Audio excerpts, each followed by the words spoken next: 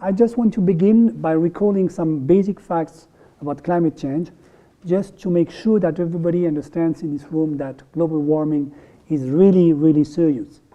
So very briefly, you know that the IPCC is summarizing its prospective scenarios into 4 big scenarios, which are called LCP, representative concentration pathways. The most pessimistic one being the red one you see over there, which is called the LCP 8.5. So when you talk to a climate guy, you say, well, you know, LCP 8.5, and he immediately knows what it means.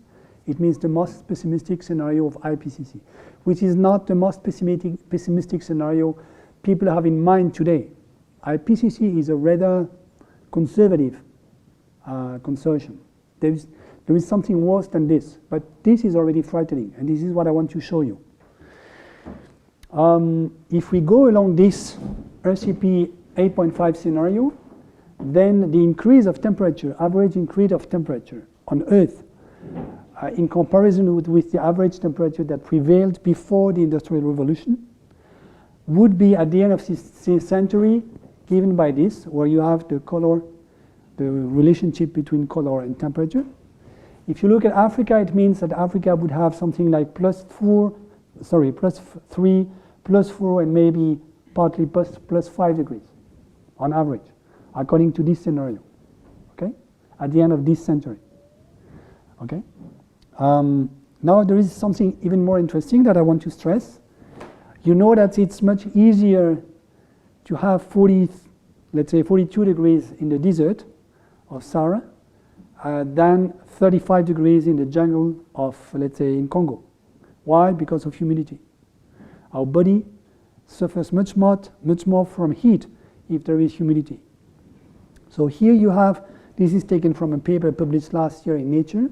Here you have a curve, a red curve, on the right side of which, if you have a combination of this temperature and this average daily humidity measure in the atmosphere, then it's deadly it's lethal for a normal human body. That is, you die after a few hours. Okay? In other words, if you have more than 40 degrees in the day, during the entire day, then if you have more than essentially 20 or 25% of humidity, then it's lethal for you. And one example of that, concrete example, is 2 or 3 weeks ago, there was a heat wave in Delhi, in India, more than 40 degrees, where you have a high degree of humidity. And within 1 week, more than 300 people died, just because of the combination of humidity and heat. Okay? Now, if you look at this, you can ask, what is the fraction of global land area on Earth where people will experience more than 20 days per year of lethal combination of temperature and heat and humidity? So if you follow the LCP 8.5, which is the trajectory we are following now, which is the trajectory of the business as usual, essentially. If we don't do anything, we will follow this trajectory, most probably.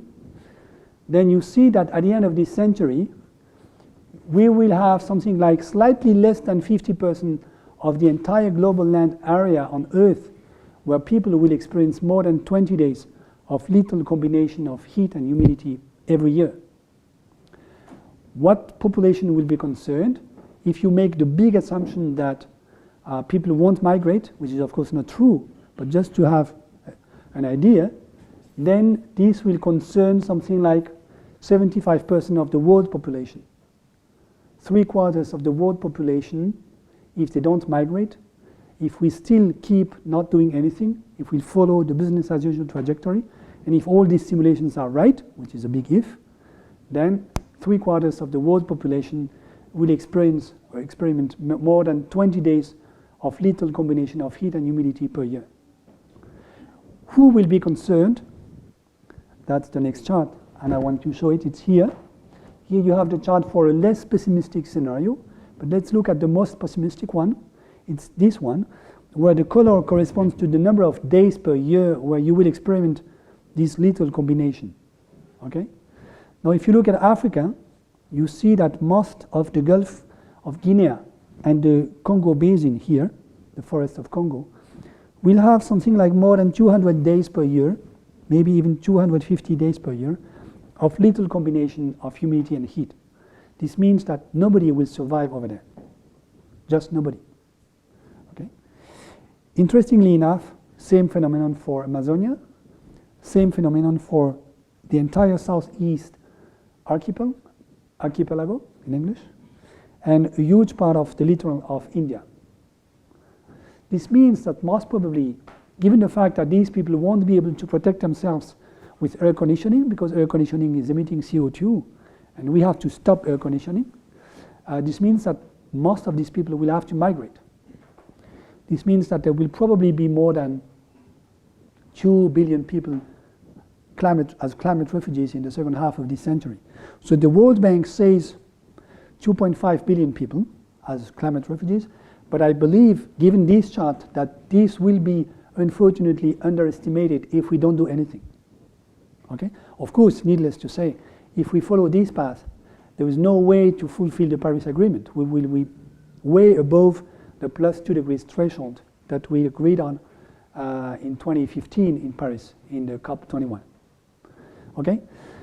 I want also to stress that here on the eastern coast of the US and here the eastern coast of China, where there are small cities like Shanghai, this will be more than 100 days per year. So these people will also be in trouble, both here and in the US, in Boston, Washington, New York, etc. Global warming is a big, big threat, and that we definitely have and urgently have to change something in the way we are living in order not to follow this trajectory. As you saw, South Africa is not directly concerned, fortunately, but there is another parameter where South Africa is highly concerned, which is the hydrostress, that is the lack of water. I don't have time to go into the details, but if you look here at the fraction of the quantity of water per year that will be missing for every person on average, then South Africa and the southern part of Africa is highly concerned by this, as well as the northern part of Africa, North Africa, as well as Europe. That's very interesting. Spain, Italy, and also partially France. Okay, and of course the US over there, and China and India, etc. So there is a kind of double punishment for Southeast Asia here, which is concerned by both problems: lack of water and an excess of humidity and heat. So it's clear that these people here won't survive. They will have to migrate in one way or another. Now, yes, and a last point. At the French Development Bank, I launched a big research program which consisted in building a new macroeconomic model, in the details of which I'm not going to plunge now, but where there is a climate back loop. So you see the impact of growth. Growth is emitting more CO2. More CO2 emissions means an acceleration of global warming. An acceleration of global warming means the deterioration of capital and GDP, less growth, etc. And so you can simulate dynamically the growth of GDP and of a number of parameters at the world level, taking into account the impact of climate change, okay, which has hardly been done today in the macroeconomic literature. Since there are parameters for which we don't exactly know the value, like the climate sensitivity, for those who know what it is, there is a neighborhood of probability. We don't know exactly the trajectory. So the line here is the most probable trajectory, and this is the 75% probability neighborhood around the most probable trajectory. Okay? So, and if you look at this is GDP, real GDP at the world level. In case we wouldn't do anything, so essentially, roughly speaking, the RCP 8.5. And then it turns out that that's the red curve. According to this simulation, that's not a prediction, that's a perspective, according to a number of assumptions. Then if we still don't do anything, climate change will damage so much, so harshly, capital and GDP, that we will have a plateau in terms of world GDP before 2080 or 2075, and then a forced degrowth by disaster. Okay? Of course, there are ways to escape from this. from this disaster, according to this model. One way being to implement a huge carbon tax at the world level and to introduce public subsidies. And then if you do this in the proper way, according to this model, then you still have growth. I'm not saying I believe in this. I'm just saying this is the kind of story you can tell with this model. The interesting point being that with this kind of approach, you can see that degrowth might be an option. I mean, it's not an option we want to have, but we might be forced to have it for climate change reasons or for reasons linked to climate change. Okay? So in other words, climate change is serious. And then therefore we have to change the way we organize our society. One proposal to change the way we organize our society is the promotion of the commons, the common goods. So let me briefly recall how we can present it within 5 minutes, given the fact that this first presentation is not the right one. But it seems to me my experience is that it's a good way to enter into it, to understand what's going on, and then to get a deeper understanding. Okay? In the 50s, most neoclassical economists, and to pick one name, Paul Samuelson, who got the Nobel Prize, would say that social life is made of two types of goods: private goods, which are dealt with by the market, and public goods, which are dealt with by a public bureaucracy. Okay? Private goods, public goods. How would they characterize these different goods? According to two criteria: whether consumption is rival and whether the access can be excludable. So if you eat, let's say, an ice cream. If I eat an ice cream, then Mark cannot eat the same ice cream. It's either Mark or myself. So consumption is rival. Okay? But in order to get this ice cream, I might be asked to pay a price or to pay a tax, whatever. So the access to the ice cream might be excludable.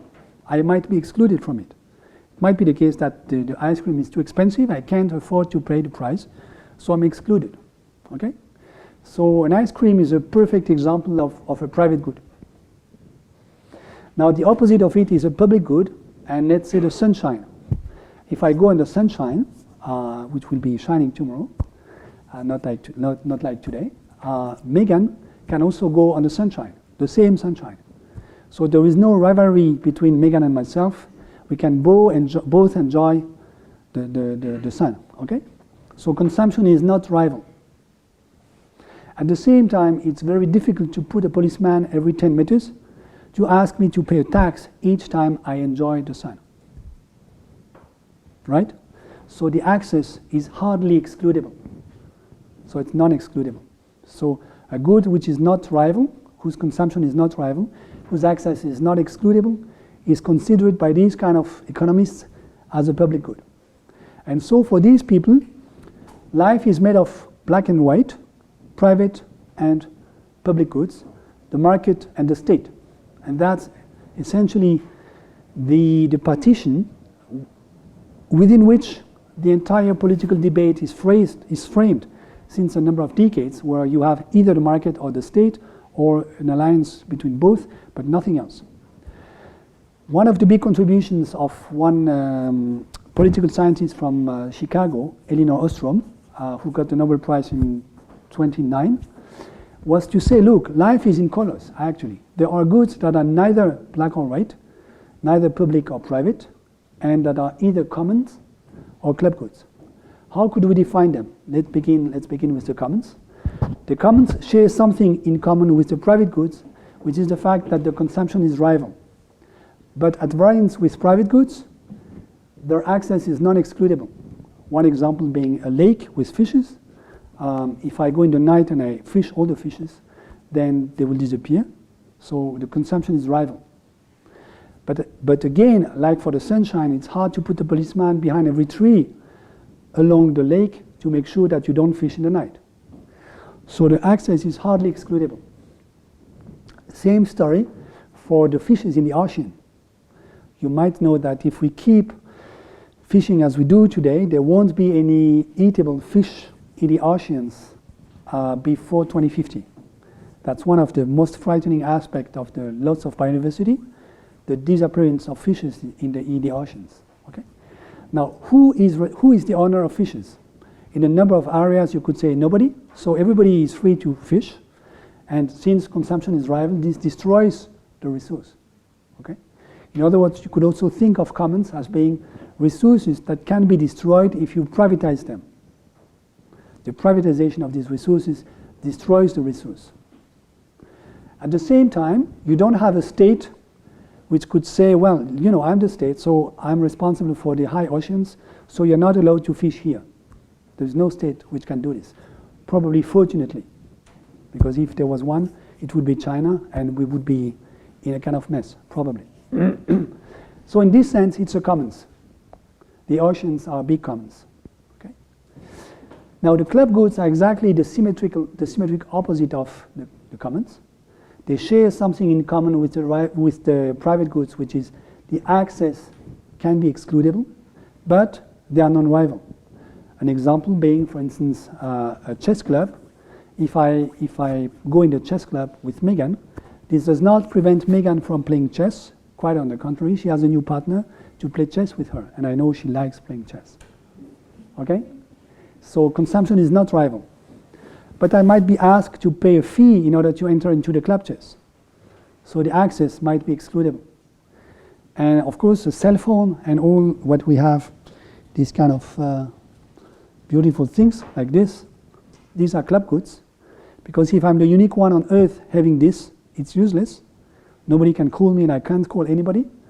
But if we are 7 billion connected to this, then it's very useful. Okay, so to this extent, it's considered by this kind of economist as a club good. Does this make sense? Okay, consumption is not rival, but the access is excludable. I have to pay something to be connected. Okay, if I'm connected, it's not a rivalry for Megan. Or on the contrary, it's a new partner with whom she can talk, send messages, and these kind of things. Okay, is that clear? So now, that's the standard neoclassical way to understand commons. Now, first remark, nothing is intrinsically a commons or a private good or a public good or a club good. If you think a little bit of it, let me ask you the question, is a highway a private good or public good or commons? You would say, well, you know, there are congestions problem. If there are a lot of people in the highway, consumption becomes to be rival. Okay? But at the same time, it's hard to say that it's a private good. No? So a highway is neither nor, it's nothing. Actually, if you think about it, every resource, be it material, like a natural resource, or immaterial, like culture, might be turned into a commons, or a private good, or a public good, or a club good. It's the matter of a political decision which decides the status of the resource. And a well-known example of a resource which changed, whose status changed across time, is education. So education in Europe during the antiquity and then the Middle Age was a private resource, because aristocratic people would pay someone, a talented guy or woman, to teach to the children of the family. So it's a private resource. Then in the 16th century, rich, wealthy people from the cities began to put together money to fund high schools and colleges. So it became a club good, so to say, a tribal good. Okay? Within the tribe, everything is shared, and it's rather a club good. But you have to pay something to enter into the tribe. Okay? So it's a club good. And then after the 18th century, when the state began to be strong, then the state decided education should become a public good. And as you might know, in Europe there was a big fight during the entire 19th century between the priests in parishes and the teachers in high school, each of them claiming to be responsible for the education of the youth. The priest saying implicitly education is a tribal good, is a club good, and the church is responsible for that. The state saying implicitly education is a public good. Now apparently the state won the battle, but since a few decades, I would say since 3 decades, and this has something to do with the wave of neoliberalism we are experiencing today, education is slowly becoming again a club good, a tribal good. Why? because states in Europe at least are decreasing the public subsidies for education, public education, be it in high schools, be it in the university, so that more and more people, wealthy people, are paying more and more, spending more and more money to send their children in private schools. So-called private schools, which are actually club schools or tribal schools.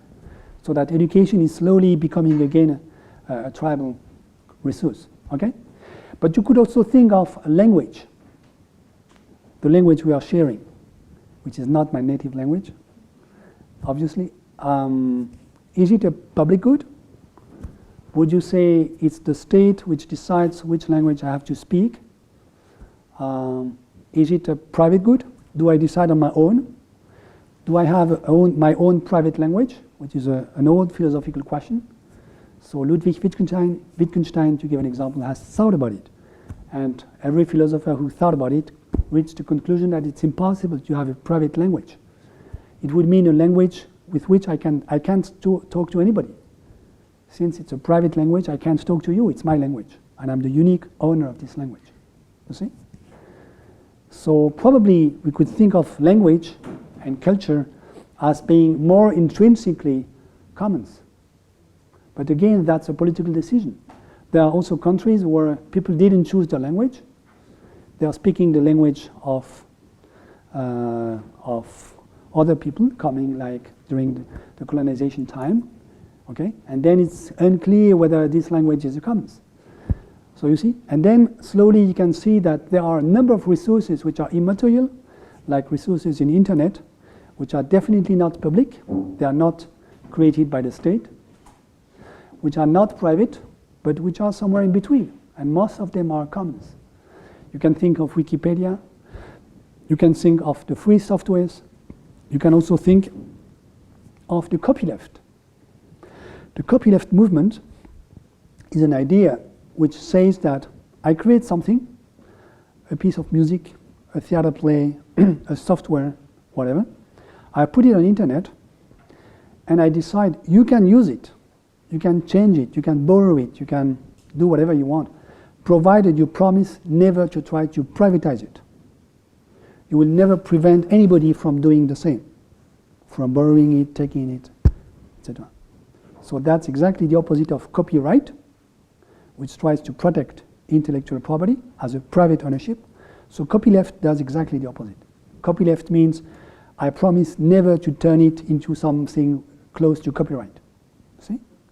So copyleft, there was a big battle. Obviously it has something to do with right wing and left wing. Copy right, copy left, sure. But there was a big battle in the US in order to implement the copyleft concept as a legal concept, because people realized very quickly that this was very subversive. Subversive against what? Against private ownership. The main problem with this being that when you deal with these problems, which is what most neoclassical economists don't do, actually underneath, behind this, there is a big problem, a big question, big issue, which is ownership. So a few words about ownership. The first thing to be said, I think, is that ownership is far from being a clear-cut concept. It's not as if we would know what private ownership is and anything else would be ambiguous. Private ownership itself is ambiguous. Every type of ownership is ambiguous. Why? Private ownership has been invented by lawyers during the Roman Empire and then forgotten after the fall of the Roman Empire, rediscovered in the 11th century by theologians in Europe, essentially in the north of Italy. There is someone from Torino. Yeah, so these guys, they rediscovered in the late 11th century a book written in the 6th century by the lawyers of a Byzantine emperor, whose name is Justinian. And this was a book of law. So they rediscovered this, essentially in Bologna, and then a pope at this time, Graeber VII, decided to rewrite the law according to the template of Roman law. And this was the first example of canon law. Since then, all the states in Europe have written the civil law taking as a model the canon law of the church. So actually the first modern state with the rule of law in Europe is the church. It might sound surprising. I'm not saying this because I'm a priest. I'm not pleased by this, but that's life. And let's say the Kingdom of France, the Kingdom of Great Britain, the big empire in Germany, they all try to imitate the Pope because they saw that this is very powerful. Why is it powerful? Because with a law, you can have a huge impact on all the population of your territory, which was never the fact, which is a fact that Charles the Great, Carolus Magnus in legend, never succeeded in getting. You know that Charles the Great in the 9th century was the big emperor over almost the entire Europe, but so he was a great warrior, so he killed many people, but he never succeeded in really ruling over his territory. Why? Because he did not know how to read. He spent most of his life trying to learn to read, did not succeed in, so was not able to conceive an administration. So if you cannot conceive this, you cannot rule. You can just rule people to whom you can talk verbally, and that's not a lot of people at the same time. So what the Pope Gregor VII invented at this time, it was an institution which rules thanks to the fact that you can write and read at this time in Latin. So he also invented, the first state, the first law, and the first bureaucracy, which were the clerks, the priests. All the priests had to learn Latin, and they were sent throughout Europe to implement the law decided by the Pope. And then after that, all the sovereigns in France, in Great Britain, Spain, Germany, etc., did the same with the civil servants. So they asked the civil servants to learn how to write in Latin. Most of them at the beginning were priests, clerks, and then slowly profane people, lay people, and they asked them to do exactly the same job. They were sent throughout the territory to implement the law. Okay? So what they did in the 11th century was to redefine private ownership. So if we have something like a concept like private ownership today, this is the fault of Italian lawyers of the 11th century. Very clever people. And it's not a coincidence whether at this time, at the very same time, Italian people invented the first university in Europe, in Bologna. So the first university was not invented in Paris, as French people love to say, but that's not true. It was invented in Bologna, okay? At the same time. Why? Because people needed to teach students how to read Roman law and how to write canon law. So for that, which was a new activity. For that purpose, you need classrooms, you need students, you need something new, which is a mass teaching. You see what I mean? So, so what they did, they invented private ownership based on 3 pillars. One which is in Latin usus, the second abusus, and the second fructose, if you want, and the third abusus. Usus means the usage. You use something. So if you go in a city and you take a bicycle, you pay in order to be able to use this bicycle during a few minutes or hours. You are not the owner of the bicycle, but you have a right, which is the right to use the bicycle. So you have this right, usus. You don't have the right to sell the bicycle, which would mean fructose, where you take the fruits of what you own. You don't have the right to destroy the bicycle, which is abusus, which means you can abuse from it, you can destroy it. Okay? So you just have the right of using it. Okay? Once you understand this, you see that going in the direction of the commons, in the way I describe it here, but now in a less neoclassical perspective, might amount in disentangling the 3 pillars of private ownership. And in saying, why not think of a community which has as a community the 3 pillars?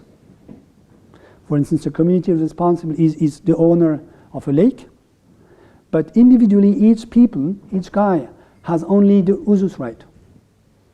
And let's say only some parliament inside the community can decide of the fructose, can decide to sell the lake, and only the entire community can decide to destroy it. Why not? But this means that you view ownership as a bundle of rights and you redistribute the different elements of the bundle of rights among the population. You see? That's a much more deep and promising way to understand ownership than just to say, well, you know, in life you have either private or public ownership and that's it. Where you treat private ownership as a monolithic concept, which it is not, and public ownership as well. Public ownership, if it was a monolithic concept, would mean there is something like a state, and we heard from Mark this morning, such a thing as like a state does not exist. Okay.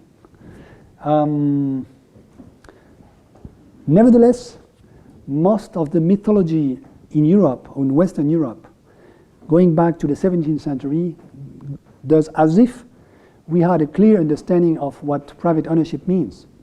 And you would find people like Thomas Hobbes, the big philosopher, British philosopher, and John Locke, another big British philosopher, whose political philosophy boils down to an apparent clear understanding of private ownership, okay, which is a kind of, which is quite debatable. Okay. If I speak about Thomas Hobbes, if you know a little bit of the Leviathan by Thomas Hobbes, you see that in Hobbes there is a clear relationship between private ownership on the one hand and political sovereignty. Actually, the sovereign is the guy who has an absolute power over the private owners in a society. The society is made of essentially white males, each of them being the owner of his family, his house, etc., having the right to kill his wife and this kind of sympathetic things. And the sovereign is the guy who has an absolute power on the owners in Hobbes' representation. And there is a link. The owners are the owners because they received the ownership from the sovereign. The sovereign is the sovereign because the owners are accepting him as the guy who can distribute ownership. Okay? Now, if you think of what I'm trying to say, sovereignty itself, sovereignty of the state itself is unclear. For which reason? Because it faces exactly the same kind of problem as private ownership. First of all, you can disentangle it into a large number of different rights. And second, it faces also a large number of constraints. You could say private ownership is understood by these people, these Brits, as being the characteristic of a despotic owner who has absolute power on what he owns. Let's say I'm the owner of this, I have absolute power on it, which means essentially I can exclude anybody from using this because I'm the owner of this, which is a bizarre concept if you think about it. So you think about a concept which says you are the owner of something because you can exclude everybody from using it. It's a negative definition, see? Bizarre definition. And you have anthropologists who would say the origin of this very strange conception is slavery. Why? Because they claim that the Roman lawyers, 1 century before Christ, who invented for the first time the very idea of private ownership, they were just transferring to the relationship between a man and a thing, the relationship between a master and a slave. The master has the usus, fructus and abusus over his slave, or is supposed to. So the idea of these anthropologists is to say, among whom David Graeber, is to say, you know, private ownership is just the transfer of slavery on the relationship between human beings and things, instead of a relationship between human beings and human beings. Which means private ownership is not much better than slavery as a consequence. Okay, as a political concept. Okay? Now, it turns out if you think about it, first you can disentangle private ownership into a number of rights, which for neoliberal lawyers is a nightmare, because they understand that once you are doing it, you can enter in a new world where you can distribute the rights to different persons, which is exactly what commons are doing. Okay? And for them it's a nightmare, because you are destroying the very concept of private ownership by doing this. Second, private ownership also faces a huge number of constraints. Suppose I'm the owner of a knife. I'm supposed to be omnipotent with my knife, but I can't go on the street and kill someone in the street, even though I'm the owner of this knife. So which means the usage usus, of the knife, of which I'm the owner, faces a large number of constraints. If I have a car, the same story. I can't do whatever I want to do, whatever fantasy, with my car, even though I'm the owner. Now, sovereignty of the state faces the same kind of problem, or should face the same kind of problem. You can think of Brazil today with Bolsonaro, whereas you know Bolsonaro started again to accelerate deforestation of Amazonia, which is a crime. But then this raises a big question, which is, who the hell can tell to a sovereign state like Brazil, you are not allowed to deforest Amazonia? With which legitimacy can you do this?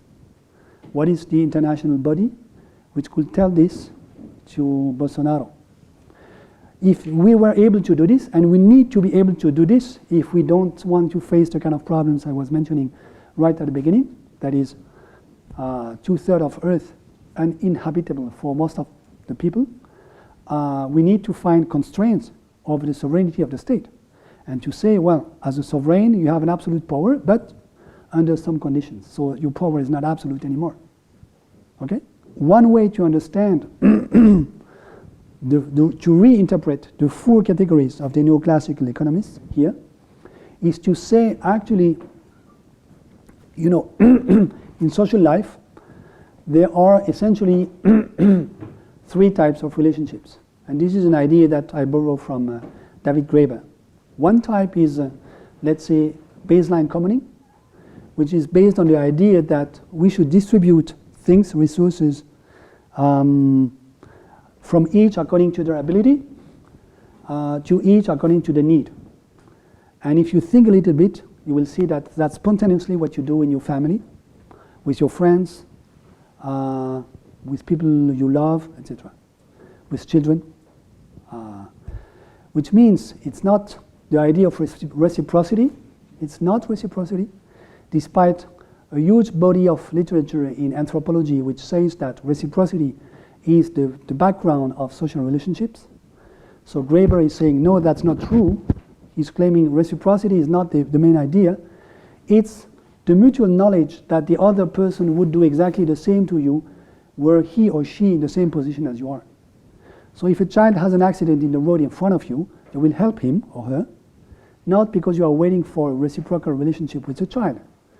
The child cannot save you, but you will save him because you know that were you the child and were he or she the adult, he or she would save you in the same way you are doing it for him or her.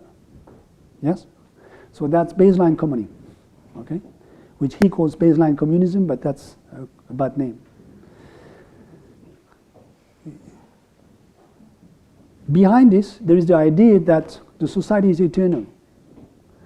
Think of the way you behave with your parents, if they are old and still alive. There are some cynical people who could say, well, my parents are now very old, they can't do anything for me, so there is no reciprocity anymore. Why should I care for them? But most of us do care for them if you are decent human beings, okay? This is because implicitly, baseline commoning assumes that the society is eternal. So there is a metaphysics of time which is hidden behind this behavior, spontaneous behavior. Okay? I will go back to this at the end.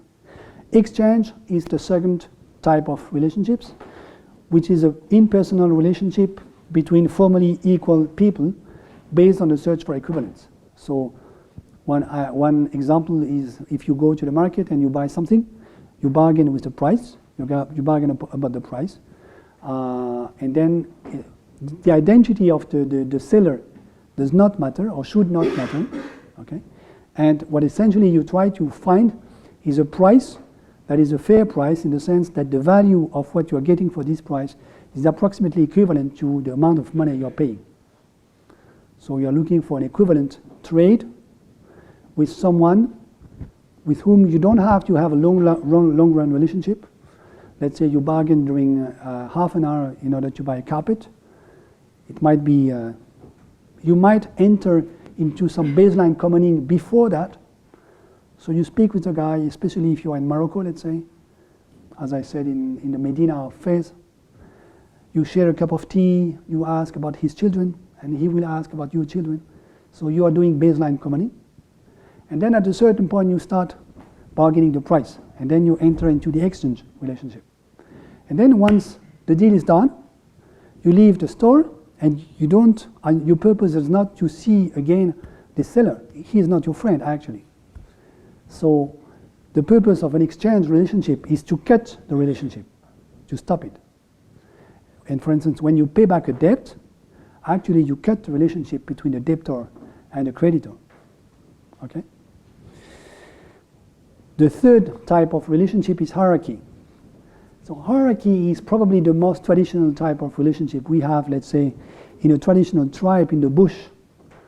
Suppose a tribe in a village that has not been poisoned by Western culture. Then most probably everything is designed by the custom. So you do something because you were told that your parents did this, your grandparents did the same, and we know that's the way we have to do. And don't ask questions. This has always been so, and it will always be so. No? That's custom. And in this kind of relationship, your identity is shaped by the way the others are treating you or treated you in the past. Like you are an aristocrat in the Middle Age in France, you wait for your peasants to give you a part of part of the wealth every year, and if they don't do it, you go to them and you tell them, you know, your father did it in the past to my father. How come you don't want to do it today? It's not the law, it's different from the law, it's a custom. And there is even an example, a well-known example, of a lord in France who had a bear. And the peasants in the village close to his castle, they were very pleased to see the bear fighting against dogs. Because in France you didn't have so much bear at this time. So they were feeding the bear. They were bringing food for the bear. And at a certain point of time, the bear died. And then the Lord said to the peasants, well, bring me the food you were bringing to the bear, but he's dead. But you know, you did it last year. Why don't you want to do it this year? So that's custom. Okay? Now, of course, custom is never presented in the way I'm presenting it now. A mother never tells to her daughter, you have to behave this way for a burial, because just it's the accumulation of and the fossilization of habits coming from the past. She will tell big stories with ancestors, with the soul of his grandfather or her grandfather, etc., with a beautiful story, narrative, which explains why we should just keep the tradition and implement it. Okay? And okay, so that's hierarchy. Hierarchy is always supposed to be eternal and intangible. You can't change it normally. You can also think of a caste society in India. A caste society in India is essentially shaped by hierarchy. How come that people who are Brahmins, they cannot marry people who are Dalit, so non-touchable person? Just because of the habit, actually. So when I say just because of the habit, I'm taking the viewpoint of an anthropologist who is not a Hindu. But a Hindu would tell you a very complicated story about why this Brahman cannot marry this Dalit. Because in a previous life, this Brahman did very good things, so he's a saint. Whereas this Dalit, if he's a Dalit, this means that in a previous life, he did very bad things. So he's punished in this life. And maybe if he does good things, in the next life, he will go a little bit in an upper caste, and maybe in 10,000 years, he will be a Brahmin, if he makes a lot of efforts. You see? So, of course, there is a big mythological explanation of that, but the point from an anthropological viewpoint is that it's not a relationship between impersonal, formally equal people, which is exchange, and it's not relationships in terms of from each according to their ability to each according to the need. It's a third possibility.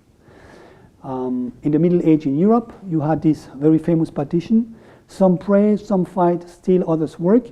The priest, the knights, and the peasants. And no peasant would think, well, how come I'm not a knight, or how come I'm not a priest? He would never say that. He would try to struggle as a peasant, do as the best he can do in order to survive in a complicated world. No?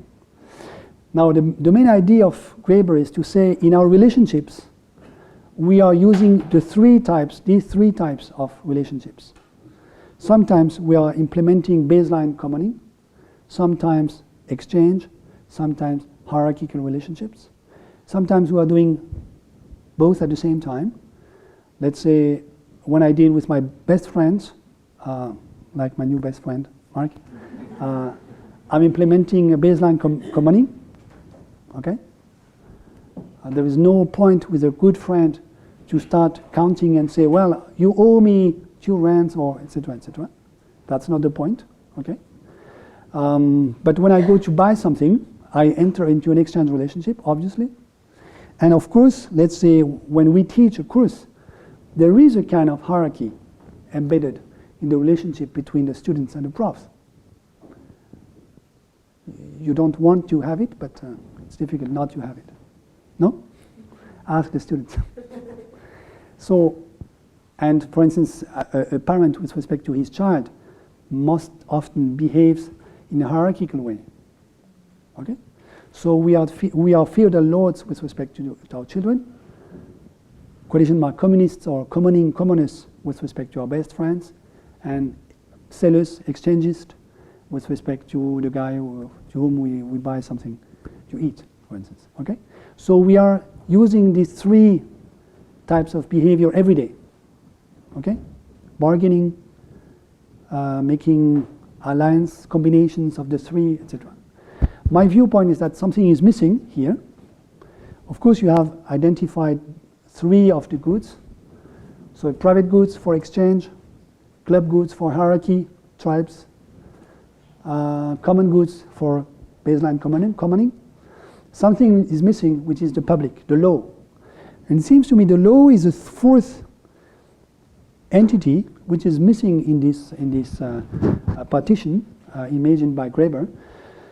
Probably because Graeber wants to speak about societies where there is no state, obviously. But in a society where there is a state, even though a state as such does not exist, there is something which is called the law, which says you have to do something, whatever your opinion on it. It's not a custom, because a law can be changed, normally, if it's a law. Whereas a custom cannot be changed. So a law should have embedded in itself the rules according to which you can change it. Okay? So now if you add the law or the public schema, you have full schemas, or full schemata, it seems to me, which help understand what's going on in a society. It's hard to think of a society where you would not find the 3 schemas. And on the contrary, if you start interpreting a project, a society, a community, a country, with the help of this full schema, then it helps understand what's going on. So we had an exercise with the students where they were exposed to a number of projects which look like commons, where they were asked to say, are we close to a combination of public, private, and commons, a combination of hierarchy, public, and private, etc., etc. And I think this was a very good exercise, because what our beloved students understood is, first, nothing is purely a commons, or nothing is purely public, nothing is purely private, or purely hierarchical. Everything is a bit of everything, but with different weights. You have some resources and architectures of rules which go more in the direction of exchange, obviously, like financial markets. You have also others which go more in the direction of commoning, like a family, etc., etc. And second, our beloved students understood that it's dynamic, in the sense that your position is changing across time. You may have a project which begins as a commons, but then which ends up very close to being public. Or you have to understand what the intervention of the state changed into the project. Did it turn the project into a public project, or did it simply change the rule of the commons inside the commons? Get it?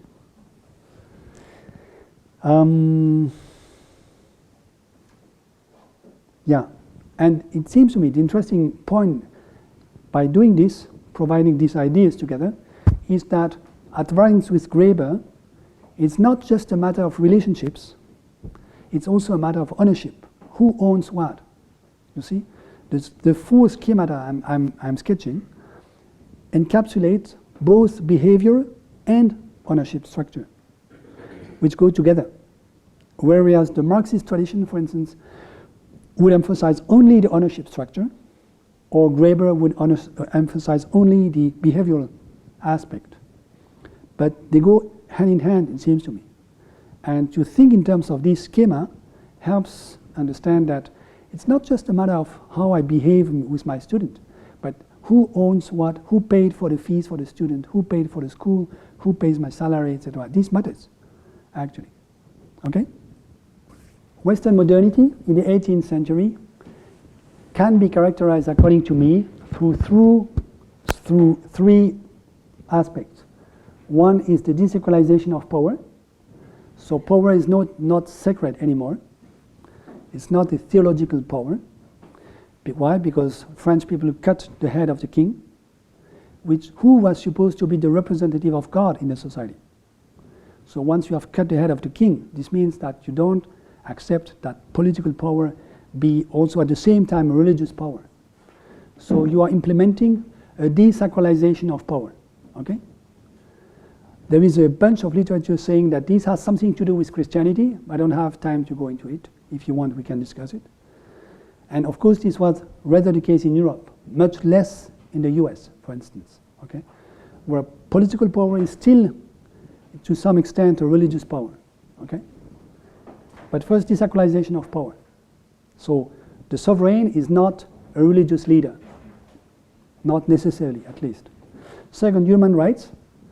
So the idea that there are rights, so there is a law, that's the law, public, which are above all the laws, human rights, Declaration of Human Rights, which is an inheritance of the natural law, with quotation mark, imagined by the theologians of Gregor VII. Okay? The lay version of the natural law is the Declaration of the Human Rights. But this is conceived as a law which is above every law, every custom. And third, private ownership. Private ownership is built in the Declaration of Human Rights as being a sacred and inviolable right, both in 1789 and in 1948. And 2 days ago, we had a look on the African chart of human rights, where the word private ownership does not appear. There is ownership, but it might be ownership of people, of a community. It's not necessarily private ownership of a despotic individual, which makes a big change. So in the Western declarations of human rights, you have private ownership, which is considered as a sacred and inviolable right. And in the Civil Code in France, 84, you find it again. Okay? This is the outcome of a huge struggle, which began in the middle of the Middle Age against the commons. So the commons, they existed forever. It seems to me this was the most ancient way we relate to each other and to nature. In every village before the Roman Empire, every community, people would treat the land as a commons, the forest as a commons, and this is still the case in a number of traditional villages in the bush in Africa, fortunately. My experience in Chad, where I spent 2 years, is that when I went to the bush, I was living in a village. Then if I wanted to go to the forest and to take some plant for medicine, I would have to ask to the shaman whether I'm allowed to do it or not. So I could not privatize the forest for myself. The forest was a commons for the entire village, the entire tribe, and I had to go to the guy who was in charge of taking care of these plants, who would tell me, well, you know, we took too much of these plants in the last season, now you have to wait a little bit before it's growing, etc., etc. Same story for the land. If you ask someone in the village who owns the land, he will tell you maybe the chief, the traditional chief. But that's a way to say it's the entire community which owns the land. There is no private ownership, normally. And as you certainly know, there are a lot of conflicts of two types of normativity. The custom, traditional custom on the one hand, which would say that nobody is the private owner of the land, and the law imposed by colonialism, which is just Western law, which is just Roman law, where you do have private ownership. Okay? Now, it seems to me we could characterize modernity in Western Europe as being made of these three characteristics. And it seems to me we could say since the 70s, this understanding of modernity is in crisis. It's in crisis because we are not implementing human rights. It's in crisis because you have some attempt to re-sacralize the power, political power. And it's in crisis because private ownership is making such a mess, including climate change. Climate change is essentially a problem due to private ownership and to the type of sovereignty of state that we have in mind, which is in close relationship to private ownership. That's the example of Brazil I gave. Why is it essentially due to private ownership? Because if you are the owner of a piece of garden, let's say in the US, you are also the owner of the soil underneath the garden. And if there is oil in this garden, nobody can prevent you from extracting the soil and destructing the atmosphere that is emitting more CO2. Unless you put a constraint on private ownership. But then it's not more an absolute power. See? So the problem is the absolutization of private ownership. Now, my proposal is to say what we are struggling to try to do in Europe, it might be in a number of other countries, is to replace private ownership by commoning in this huge political and philosophical program. That is to keep the desacralization of power against all the attempts to go into a tribalization of political life, let's say in most Arabic countries, to keep human rights, and to replace private ownership by a constellation of a bundle of rights, including commons. Why is it so important to stress human rights? Because maybe you noticed that in the SDGs, the Sustainable Development Goals, which have been agreed upon in September 2015 by the United Nations community in New York, September. These are 17 development goals on which the United Nations agreed. So eradication of poverty, everybody should have a cheap access to energy and water, to education, promotion of women, etc., etc. There is nothing about democracy and human rights. The words democracy and human rights do not appear for an obvious reason, which is China. China has said, obviously, during the negotiation, if you put democracy and human rights, we won't sign the agreement. But nevertheless, the outcome is that the international community today has 17 SDGs and dream that it's possible to implement them without taking care of democracy and human rights. And one second consequence of that is that the French Development Bank, of which I'm still the chief economist for a few days, when it had last year to write down its strategic program for the next 5 years, I said, well, you know, we are French, so of course we are going to put something related to human rights in our strategic program. They said, well, you know, it's not in the SDGs. Why do you want us to do better than the SDGs? The SDGs is the framework, the big framework. So don't speak about democracy and human rights. In addition to that, it will make business with China complicated. So I insisted, saying, if we give up human rights, who will promote human rights? No? And so we had a 6-month struggle, and I lost. So human rights and democracy do not stand in the, you can check on the internet, on the website. This is called POS, P-O-S, program of strategy. Human rights and democracy are not vital elements of the strategy of the French Development Bank. And this is due to the fact that it's not in the SDGs. Okay? So it seems to me there is a slowly growing the idea in Western countries that, you know, human rights are something we should give up. For instance, you find ecologists who would say maybe a good dictatorship, like in China, that's the best way to implement a green transition quickly and efficiently. And of course, there will be some broken eggs, but you know, that's life. This is what you hear more and more in the Parisian salon today, and also in New York and also in London, etc. So that's why it seems to me very important to say that. Now, and I will stop here. The neoliberal program since 4 decades consists in trying to privatize everything. So actually the neoliberal program is giving up human rights, giving up decentralization of power, it's not its problem, in order to emphasize private ownership and to say everything should potentially be a commodity. Everything should potentially be turned into a commodity that can be traded on a market. So your life is a commodity. I know, you know, the French Nobel Prize, whose name will come back, sorry, I'm tired, a guy from Toulouse School of Economics, an economist, a French economist who got the Nobel Prize 2 or 3 years ago. His name will come again. He went to the Academy of Moral Sciences in Paris, and he gave a speech. And he tried to convince the people in the Academy of Moral Sciences that it's normal that human life, the life of a human being, should have a price, a market price. How? It's easy.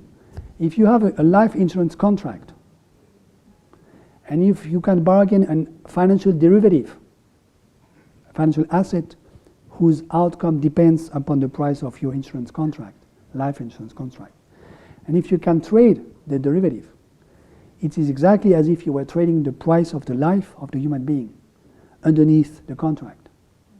Get it? And he was claiming, you know, there is a market, there is a supply, there is a demand. The best thing to do is to open that, to deliberalize this, to get rid of all the rules, and then to let an efficient price emerge spontaneously from, you know, the harmony of rival interests on a market. And I went to the Moral Academy 1 week later to give a speech, and one of the academicians came to me, an old guy, saying, well, your colleague of last week, he has strange ideas. I said, yes, he's crazy.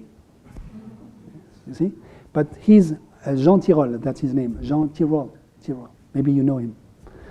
He's quite famous in France today because he got the Nobel Prize, which means everything he says is true, no? So he's exactly in the line of saying we should privatize everything, including human life. Your life is just a commodity as any other commodity. You know? That's the commodification of life. Now the point is that if you try to do this, and if you do it in an absolute way so that you commodify both natural resources, money and labor, then most probably you are destroying social bond in a society. You are destroying the very link that binds us together in order to build a society.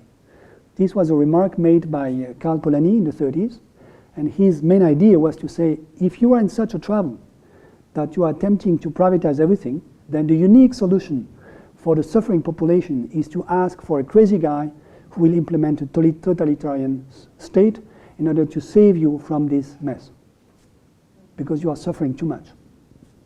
And it seems to me we are in the second wave of neoliberalism, after the first wave which took place at the end of the 19th century around the UK.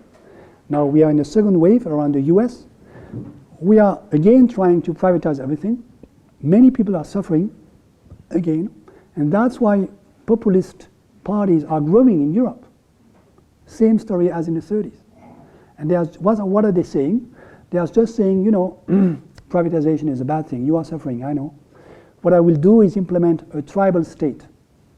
A state which works as a tribe, like the oligarchs in Moscow, and that this will save you. And it seems to me that's exactly what Putin is doing. Putin is reinventing a fascist state, which is nothing but this kind of monster, which is a state which works as a tribe. A state which doesn't work for the law, or which doesn't work for a universal interest, but which works for a club of people which use the state to capture the rent in the society, which is exactly what Putin is doing, which is exactly what right extreme parties are promising in Europe today. So I will stop here so that we have time to discuss. Okay, thank you.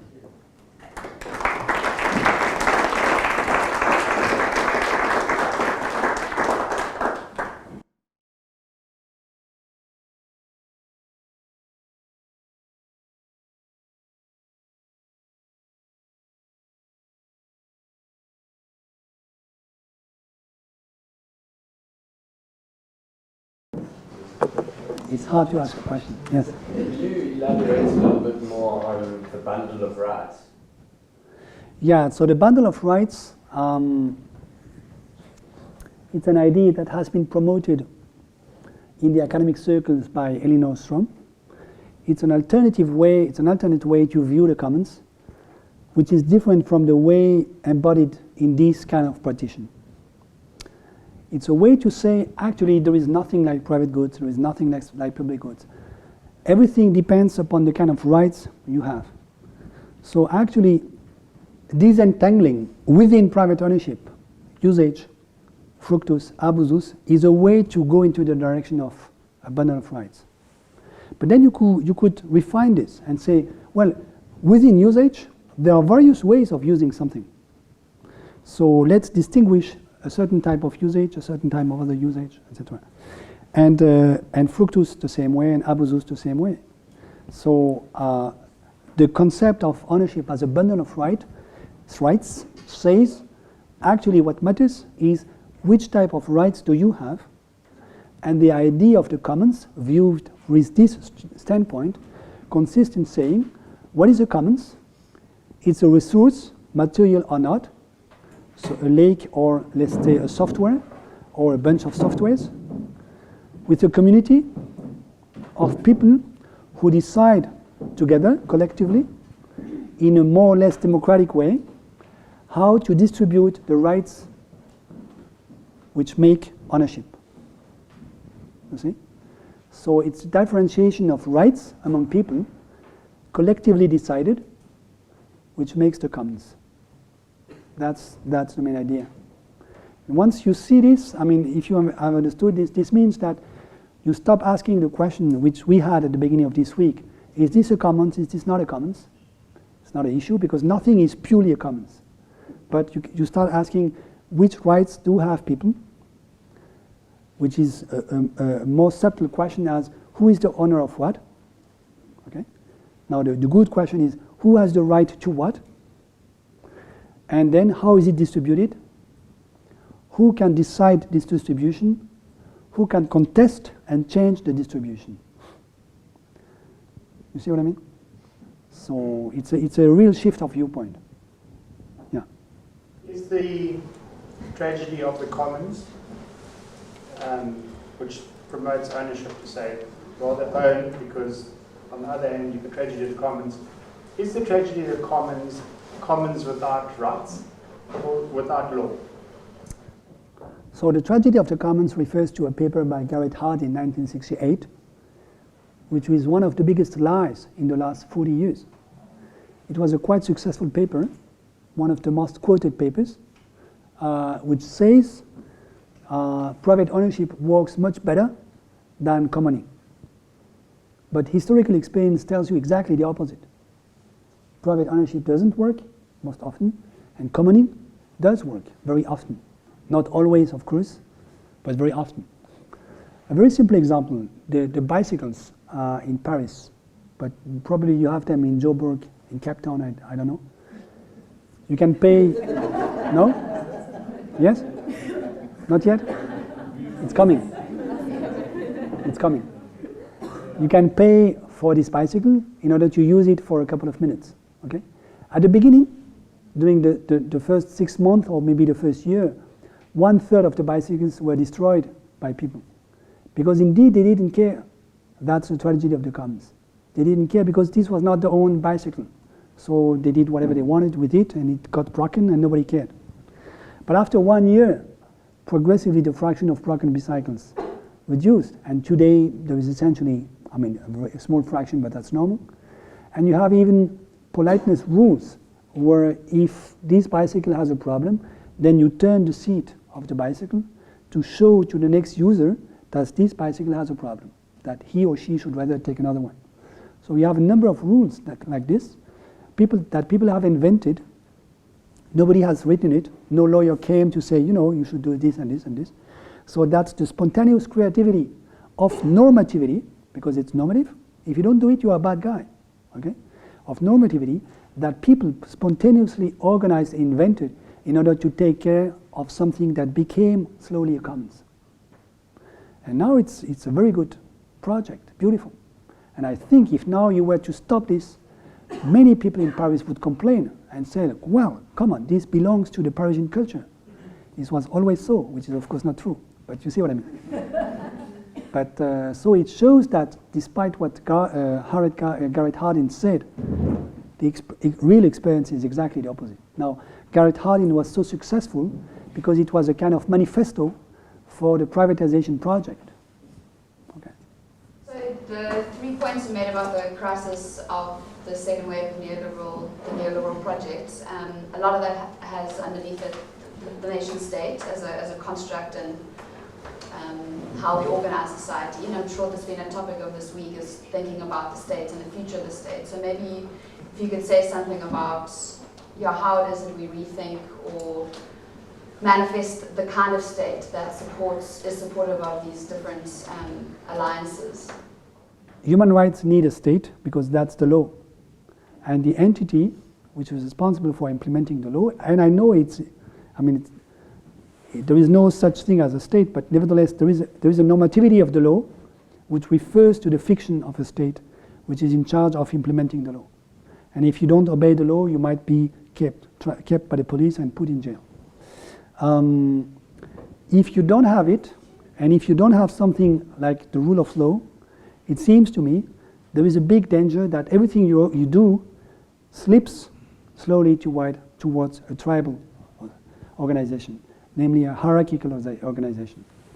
For reasons that for the time being I don't really understand, and we need to have a story for that, a narrative for that. Our societies love hierarchy, even though we would not admit it, but we love it, and we spontaneously go slowly in the direction of hierarchy. If we want to prevent this, and to keep the idea that commons are the right things to do for many resources, that is, we have to share the rights and to discuss among ourselves how we distribute these rights, then we need a law which protects the decision of the community once we have taken a decision. Otherwise, power relationships will turn the decision of the community into something else. You see, what is behind the idea of the commons, and maybe I should have said it before, is that you rely on the capability of a society to discern collectively and to make a decision collectively. That's exactly what the neoliberals don't want to see. They claim that it's sufficient to see a price and to coordinate everybody on the market through a price, so that you don't need to talk to your neighbor, you just watch the price. Whereas the commons says we have to gather around the table and to discuss about the rules, who can do what, which means you are confident that you can talk with your neighbor and you can reach an agreement. Even if it's a compromise, you will change it in 2 years, whatever, but you can talk to him or her, you can reach an agreement and decide a rule which describes the way you access to a resource, be it material or immaterial. That's a completely different anthropology. The anthropology which is behind this is a relational anthropology, where you say what matters is a relationship, the fact that we can talk together. Whereas neoliberal people would say what matters is just that you watch TV and watch the price of the TV, and that's it, which is a nightmare. Does this make sense? But for that to occur, it seems to me, but maybe this I might be wrong. It seems to me we need something like a rule of law.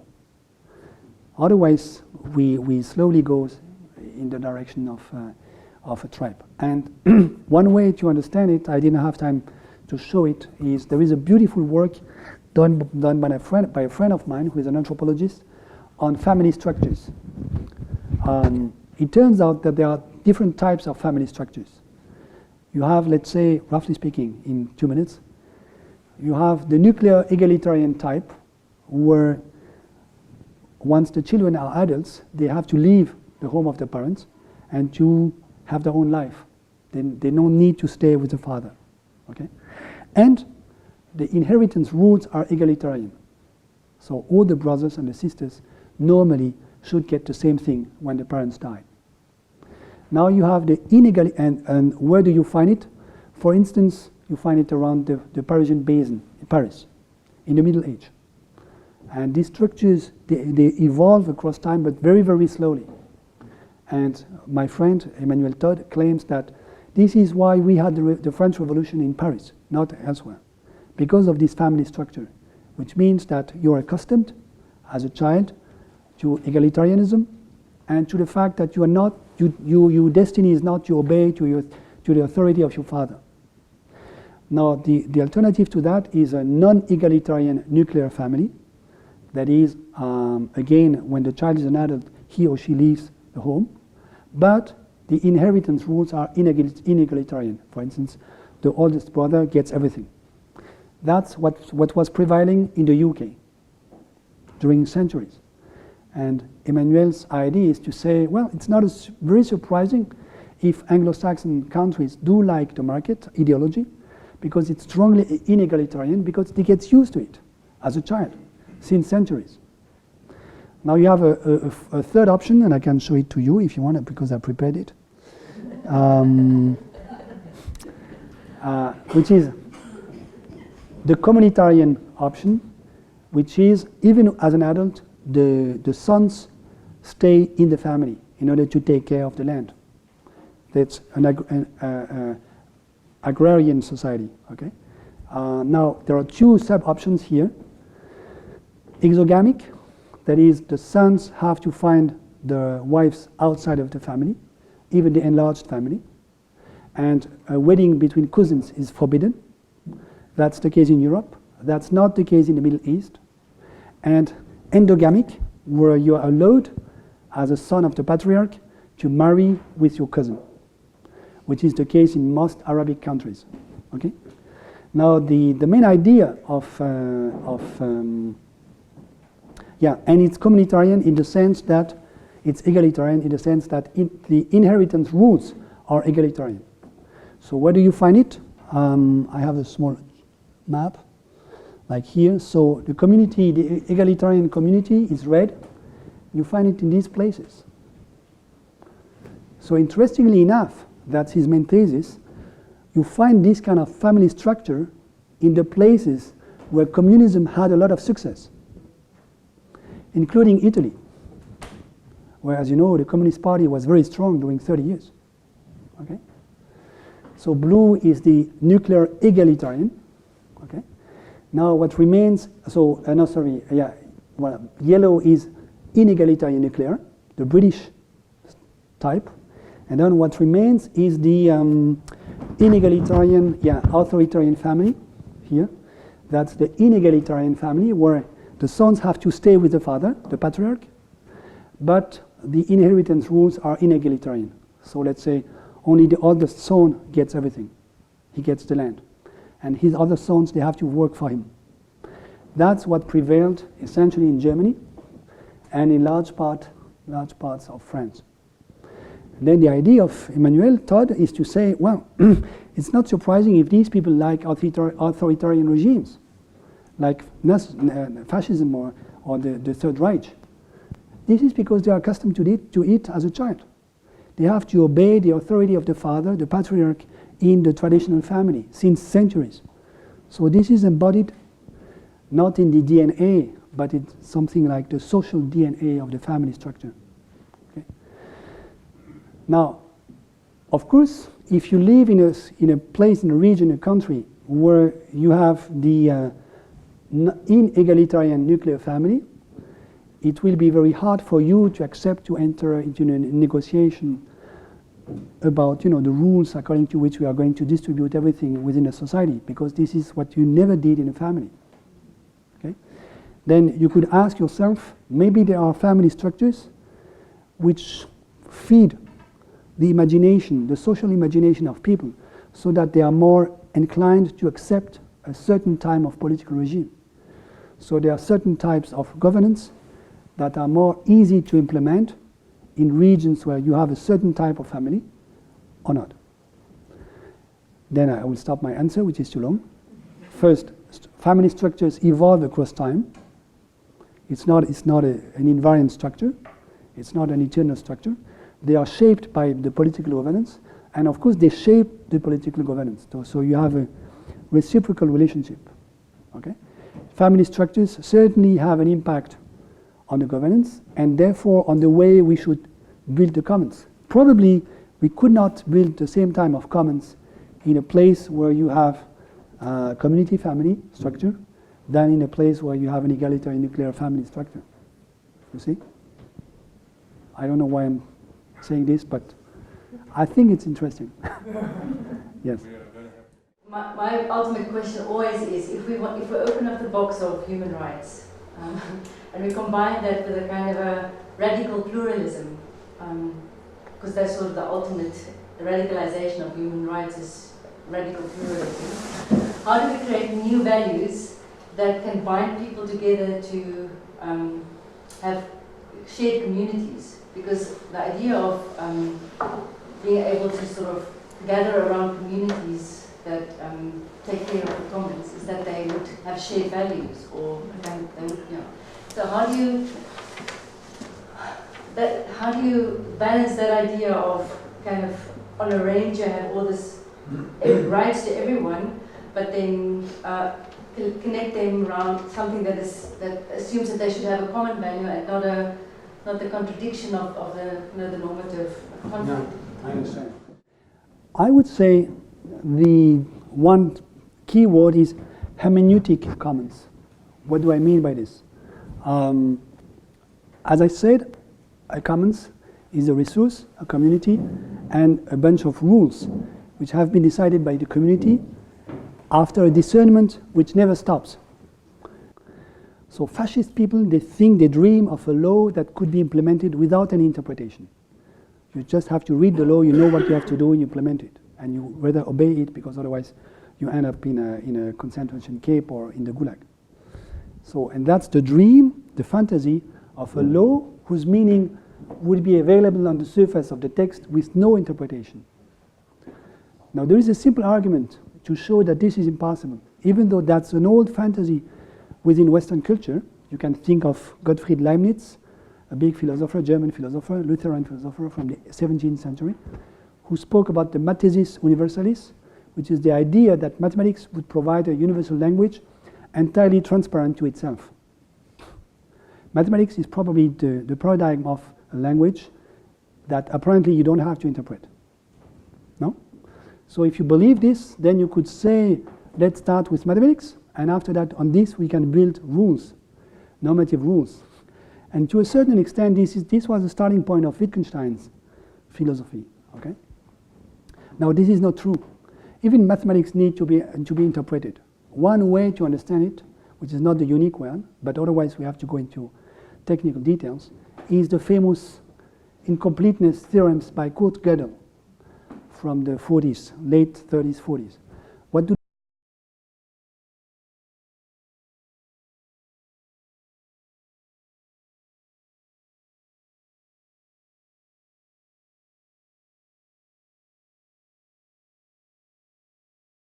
say these theorems? That's very fascinating, so I can't resist to tell you.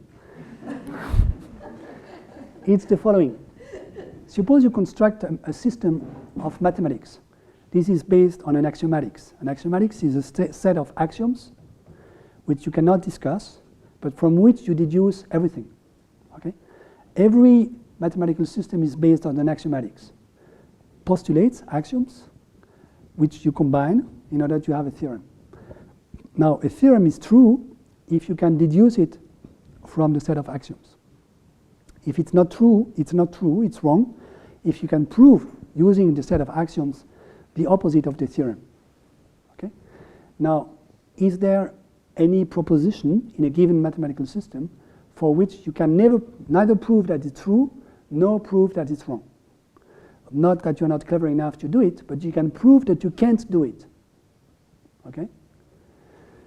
So in French we say that it's a proposition cannot be decided, non-decidable. I don't know how to call this in English. Non-decidable? So the big question at the beginning of the 20th century was, do there exist non-decidable sentences in the simplest mathematical axiomatics that we use? And for decades, people didn't know the answer. Kurt Gödel, who was a genius, proved in 2 theorems that the answer is yes.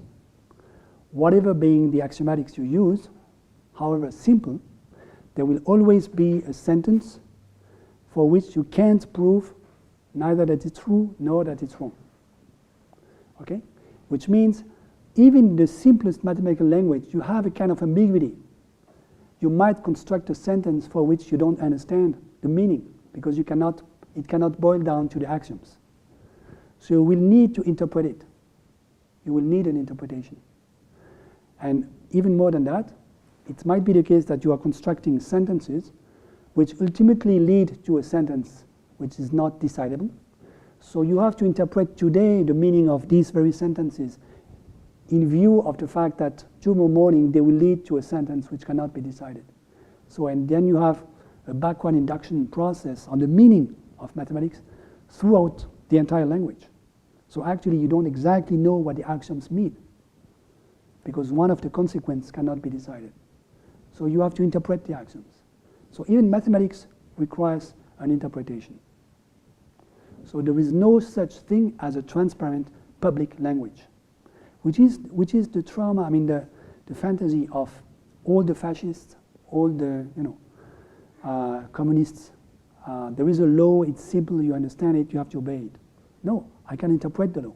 I must interpret the law, actually, which was actually the starting point of Judaism. Moses gives a law, let's interpret it. It's not that easy. And the entire Jewish tradition is based on the interpretation of the law. The interpretation of the interpretation, the interpretation of the interpretation of the interpretation, etc., etc. That's Judaism, no? So, so let me think, why did I say this? I'm sorry, I forgot. Yeah, so once you have understood this, it means that whatever being the rule you have adopted, you have to negotiate on the interpretation of the rule. So actually, a hermeneutic commons is a sentence or a language or a discourse, a speech, which accepts the fact that people will have to interpret it. Maybe different people will have different interpretations, and that's fine. So if you accept that your language is a commons, hermeneutic commons, then you accept the possibility of a pluralism of interpretations, and then therefore a conflict in terms of interpretation, which does not necessarily lead to war, but which is actually the beginning of democracy. Democracy is the acceptance of the fact that various people may have various interpretations of the law, and that we can discuss it without killing each other. And then democracy is you conceive the rules according to which you will be able to discuss about your interpretation conflict about the law, including the way you can change the law, which can be itself discussed, etc., etc. You see? That's why this understanding of democracy, which has been formalized by a French philosopher called Claude Lefort, but which also goes back to Castoriadis, for those who know him, it requires the desacralization of power. Because if you say that power is sacred, you can't allow people to discuss your power. Because you are a religious leader, let's say you're the Pope, you can't accept that an asshole like myself can discuss the encyclical I'm writing. Except if you are Christian, according to me. You should accept this, because this is part of Christianity. That's my thesis. But you see, desacralization is crucial for human rights to be interpreted as a commons, a hermeneutic commons, that is the foundation of a law that can be interpreted itself. So if you accept this, then you can start building a democracy. So democracy is not the voting rule or majority rule or whatever. You can change the rule. I mean, there are various ways to organize a majority vote, as you know. But that's not the topic. Democracy is the fact that you accept a pluralistic interpretation of the law, whatever being the law, it seems to me. So the commons are intrinsically linked to democracy. Actually, democracy is the acceptance of the fact that law should be a commons. Because we could be able to discuss it, to interpret it differently, and to negotiate our interpretation.